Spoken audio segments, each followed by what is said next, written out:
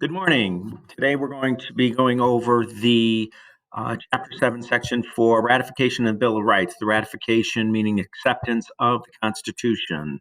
And the reading focus questions in this section are: what were the key issues in the debates between the Federalists and the Anti-Federalists? We'll find out what those are. How the Constitution was finally ratified. How was the Bill of Rights added to the Constitution? And the key terms are Federalists, Anti-Federalists, the Federalist Papers, Amend, and Bill of Rights. The main idea is after heated debates, the 13 states voted one by one to approve the new Constitution. Setting the scene. Across the nation, Americans discussed the new Constitution. The Boston Daily Advertiser called for citizens to debate the new plan in the pages of its newspaper. Come on, brother scribblers, 'tis idle to lag, the convention has let the cat out of the bag. The Constitutional Convention had done its work.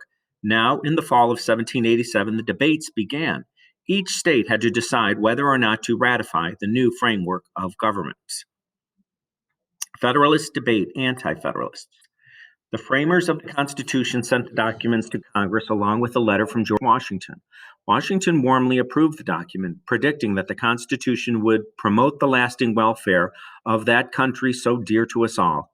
The framers had set up a process for the states to approve the new government. At last, 9 of the 13 states had to ratify the Constitution before it could go into effect. In 1787 and 1788, voters in each state elected delegates to special state conventions. These delegates would decide whether or not to ratify the Constitution. The Federalist paper or position. In every state, heated debates took place. Supporters of the Constitution called themselves Federalists because they favored a strong federal or national government. They called people who opposed the Constitution Anti-Federalists. Federalists argued that the Articles of Confederation left too much power in the individual states. This imbalance produced a dangerous, weak central government. Disputes among the states, Federalists said, made it too difficult for the government to function. Federalists believed that the Constitution gave the national government the authority it needed to function effectively. At the same time, they said, the Constitution still protected the rights and powers of the individual states. Federalists James Madison, Alexander Hamilton, and John Jay wrote a series of essays known today as the Federalist Papers. Their purpose was to explain and defend the Constitution. They used pen names, but most people knew who they were. Today, Federalist Papers remain one of the best discussions of political theory behind the American system of government. The Anti-Federalist position. Anti-Federalists felt that the Constitution made the national government too strong and left the states too weak. They also thought that the Constitution gave the president too much power. Patrick Henry of Virginia protested. The Constitution is said to have beautiful features, but they appear to me horribly frightful. Your president may become king. If your chief be a man of ambition and abilities, how easy it is for him to render himself absolute. Most people expected George Washington to be elected president. Anti-Federalists admired Washington, but they warned that future presidents might lack Washington's honor and skill. For this reason, they said, the office should not be too powerful. Key issues: need for a Bill of Rights. The chief objection of Anti-Federalists was that the Constitution had no Bill of Rights. Americans, they said, had just fought a revolution to protect their freedoms. A Bill of Rights was needed to protect such basic liberties such as speech or freedom of speech and religion. One of the strongest supporters of a Bill of Rights was George Mason of Virginia. In 1776, Mason had written a Bill of Rights for Virginia's Constitution. After the Constitution Convention refused to include a Bill of Rights, Mason joined the Anti-Federalists. Federalists replied that it was impossible to list all the natural rights of people. Besides, they said, the Constitution protected citizens well enough as it was. Anti-Federalists responded that unless rights were spelled out, they could be too easily ignored. Now, over on the left, you have connecting to today, a coin for every state. Delaware, the second smallest state in the nation, enjoys one big honor no other state can match. It has the right to call itself the first state. On December 7th, 1787, Delaware became the first state to ratify the Constitution. Delaware again led the way more than 200 years later. The United States Mint began to issue a series of special quarters honoring the 50 states. The heads side of each coin carries the familiar image of George Washington. The tails side displays a different design for each state in the order they ratified the Constitution or joined the Union. The Delaware quarter was issued on January 1st, 1999. The final coins honoring Alaska and Hawaii are scheduled to be released in 2008. That's how old the book is, guys. Anyways, the states vote to ratify. One by one, the states voted. Delaware led the way, ratifying on December 7th, 1787. Pennsylvania and New Jersey soon followed. New England approves. Massachusetts was the first key battleground. There, the old patriots, Sam Adams and John Hancock, held back their support. The delay seemed very ominous, wrote Madison. Finally, Adams and Hancock convinced the state convention to recommend adding a Bill of Rights to the convention. Still, the debate continued. Some gentlemen say, don't be in a hurry. Don't take a leap in the dark, a Federalist farmer told his fellow delegates.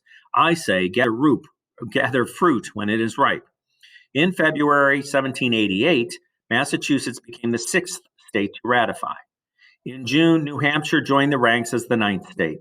The new government could now go into effect.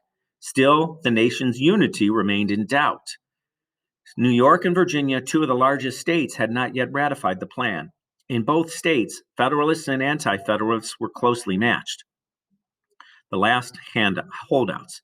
In Virginia, Patrick Henry, George Mason, and Governor Edmund Randolph led the opposition. Still a spellbinding speaker, Henry at one point spoke for 7 hours.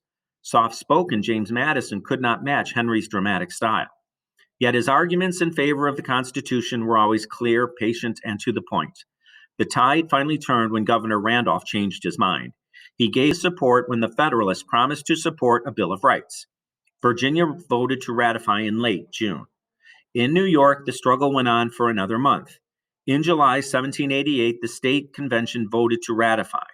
North Carolina followed in November 1789. Only Rhode Island, which had refused to send delegates to the Constitutional Convention, remained. On May 29, 1790, Rhode Island became the last state to ratify. A nation celebrates. Throughout the land, Americans celebrated the news that the Constitution was ratified. The city of Philadelphia set its festival for July 4th, 1788. A festive parade filed along Market Street, led by soldiers who had fought in the Revolution. Thousands cheered as 6 colorful outfitted horses pulled a blue carriage shaped like an eagle. 13 stars and stripes were painted on the front, and the Constitution was raised proudly above it. Benjamin Rush, a Philadelphia doctor and strong supporter of the Constitution, wrote to a friend, "'Tis done. We have become a nation." Adding a Bill of Rights. Hold on. Okay. Americans voted in the first election under the Constitution in January 1789. As expected, George Washington was elected president, while John Adams was chosen as vice president. The first Congress met in New York City, which was chosen as the nation's first capital. Congress quickly turned its attention to adding a Bill of Rights to the Constitution. As you have read, several states had agreed to ratify the Constitution only on the condition that a Bill of Rights be added. Proposed and ratified. Farmers had established a way to amend or change the Constitution. They did not want people to make changes lightly, however. Thus, they made the process of amending the Constitution fairly difficult.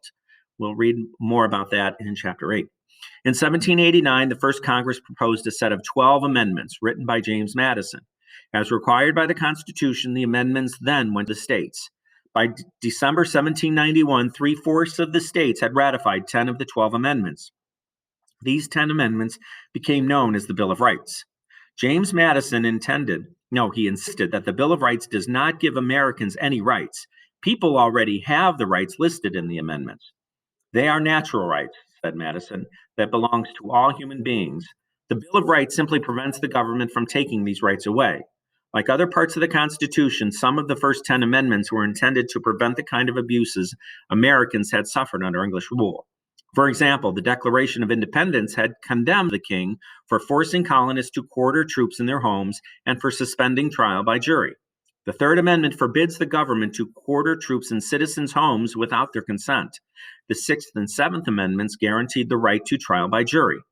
Other amendments protected individual freedoms, such as those guaranteed in the English Bill of Rights.